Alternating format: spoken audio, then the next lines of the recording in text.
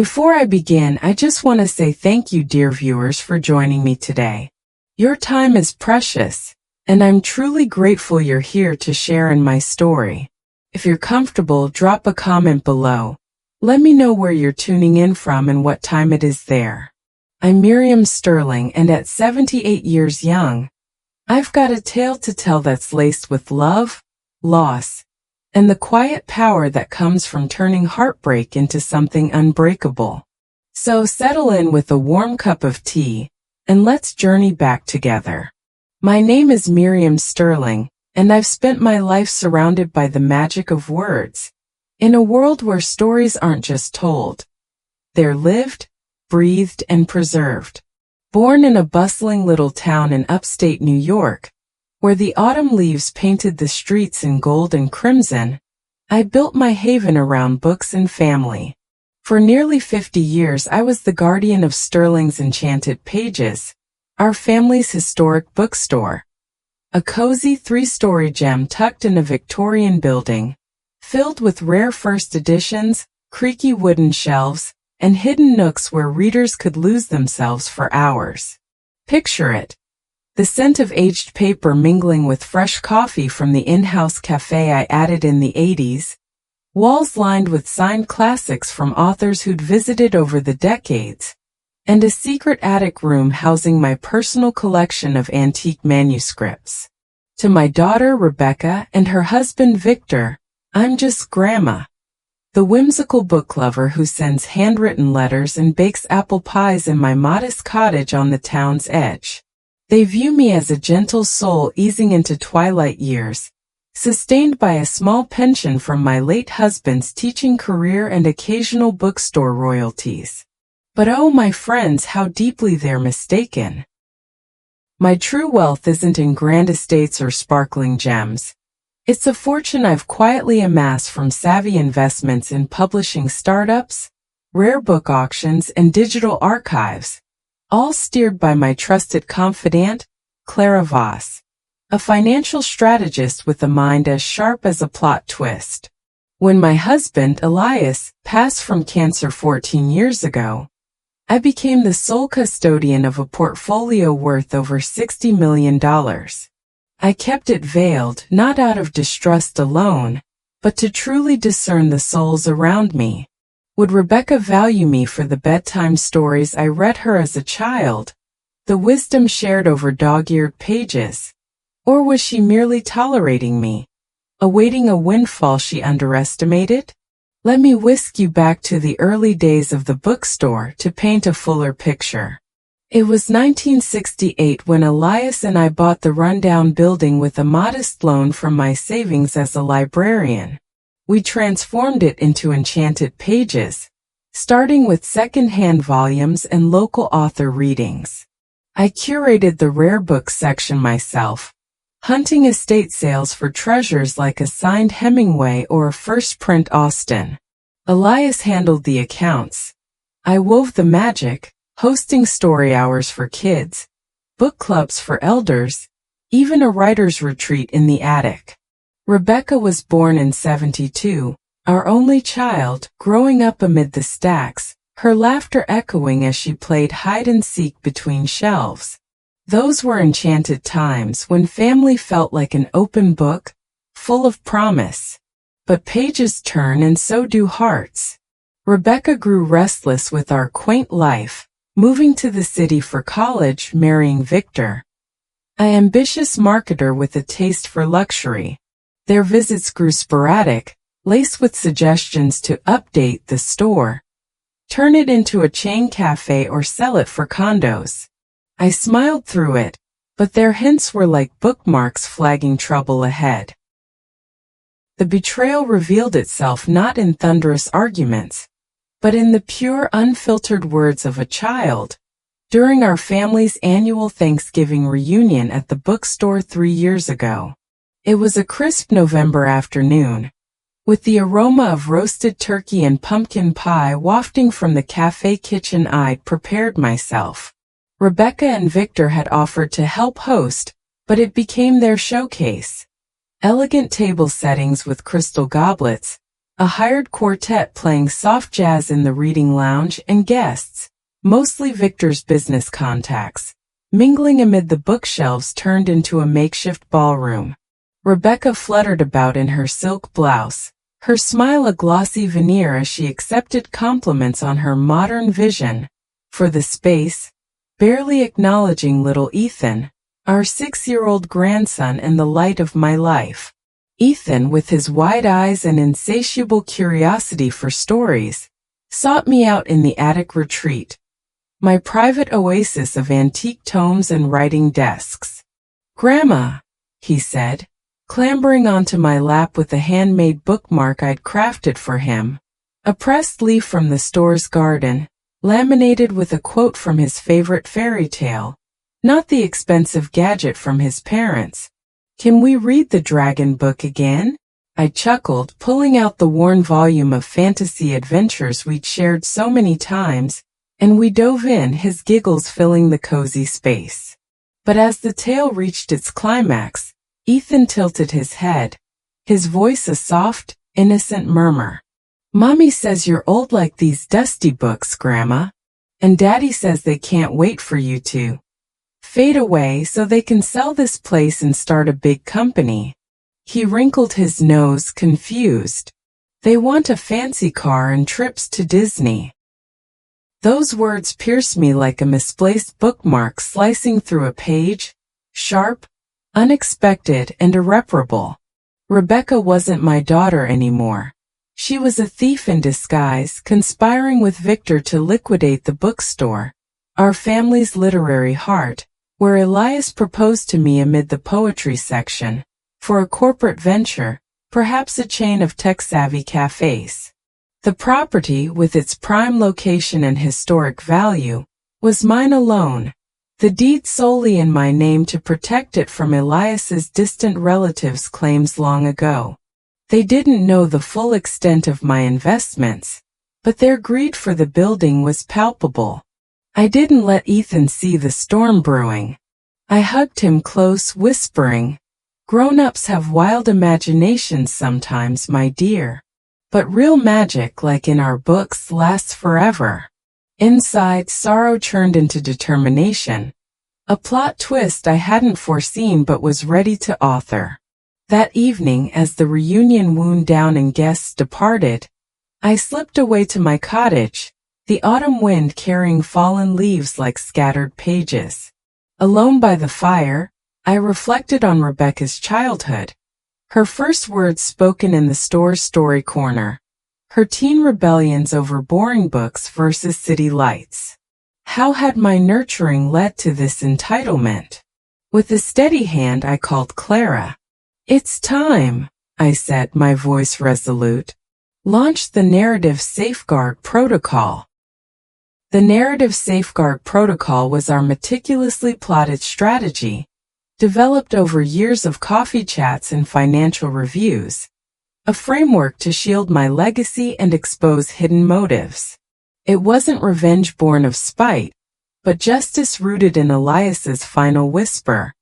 "Preserve the stories, Miriam. Not everyone reads between the lines." Phase 1, the compilation. Clara's team executed the liquidation of 75% of my portfolio, publishing ventures, rare book funds, and archive digitization startups, into $48 million in cash over a focus week. Visualize it. Monday, auction house bonds sold for $15 million. Tuesday, digital rights holdings fetched $20 million. By Friday, the funds were consolidated, all discreetly, like editing a manuscript without altering the plot. Clara sent daily encrypted updates, rising numbers that fueled my resolve as I sat in my cottage, flipping through old photo albums of the store's heyday. Phase 2, the binding. That fortune founded the Sterling Rebecca Literary Heritage Trust, an irrevocable entity dedicated to safeguarding independent bookstores, funding literacy programs for underserved communities, and converting Enchanted Pages into a public literary center with writer residencies and free workshops. I incorporated their names intentionally, A poetic irony. Rebecca and Victor's surname would emblazon every event poster, every shelf plaque, forever linking them to a legacy of knowledge they couldn't commodify or dismantle. Phase 3: The Epilogue. In Clara's warmly lit office, I signed the revised will, notarized and unbreachable. It named Rebecca explicitly to forestall contests, bequeathing her my eternal maternal affection and the timeless honor of the trust's title, while directing the remainder, my cottage, personal manuscript collection and leftover investments, straight to the foundation. Once initiated, it was sealed. The assets were the trust's, protected by robust legal bindings, beyond any heir's rewrite. For 2 weeks post-Thanksgiving, I allowed them their narrative of normalcy. Rebecca texted cheerily, "Mom, how was the reunion for you?"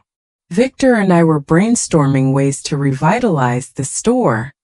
Maybe a franchise model. I replied vaguely. It's got its own enduring charm, love. We'll talk soon. Meanwhile, I deepened my bond with Ethan, inviting him for secret story sessions at the cottage. "Grandma, why do Mommy and Daddy whisper about money?" he asked once, his eyes wide.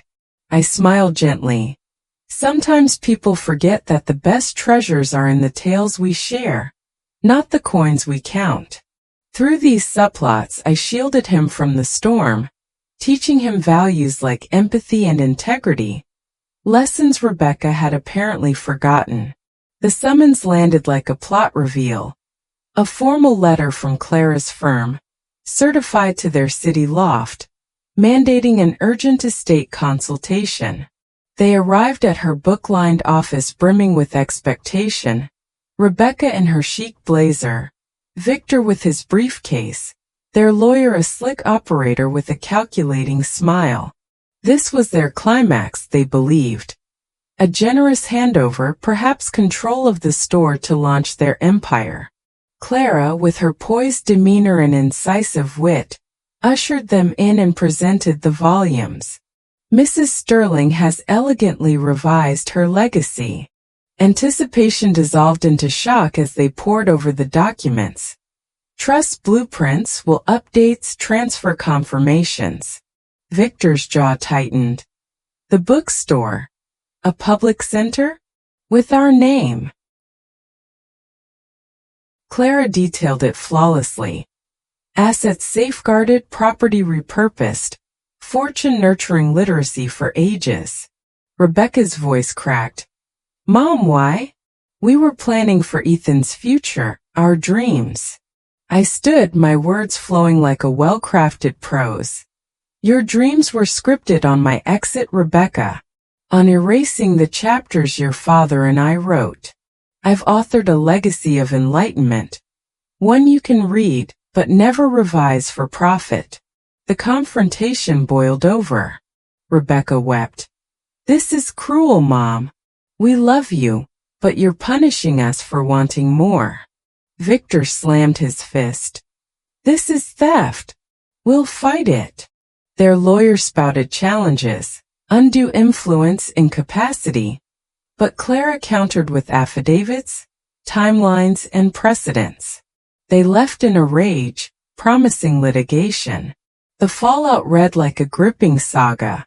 They sued within a month, claiming my senility and a deceptive plot. But the courts unraveled their claims.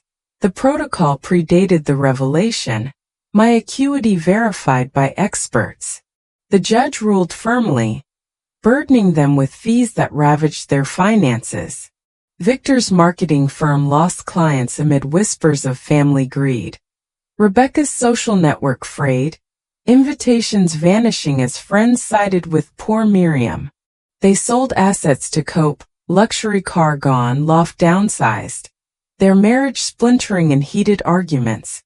Victor accusing Rebecca of pushing too hard, she retorting his failure to deliver. Ethan became my subplot of hope. Victor tried swaying him with toys, but the boy confided in me during visits. "I like your stories better, Grandma. They don't yell. I nurtured him with book clubs and garden reads, teaching resilience. Life's like a book, Ethan. Some chapters hurt, but you choose how to turn the page. Flashbacks sustained me. Elias and I in the 70s hosting our first author event, the store alive with readers' chatter. Rebecca as a girl curled up with Nancy Drew, her eyes alight. Moral insights emerged. Betrayal is a draft error. Revise it into strength. Justice isn't vengeance. It's balance restored. For older souls like us, hidden power lies in patience, like a book waiting to be opened.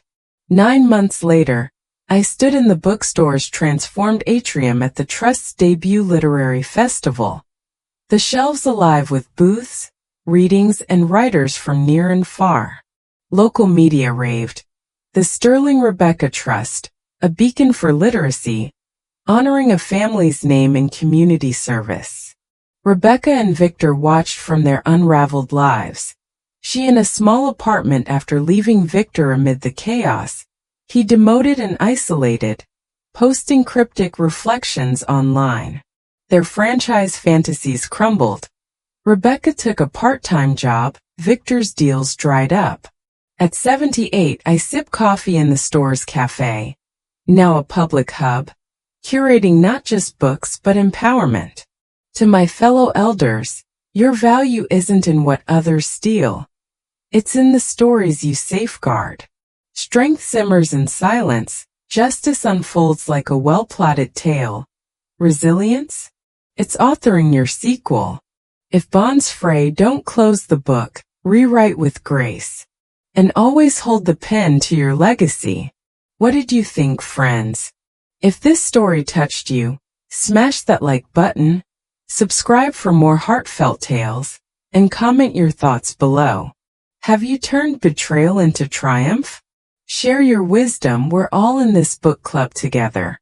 Until next time, keep turning those pages. Stay inspired.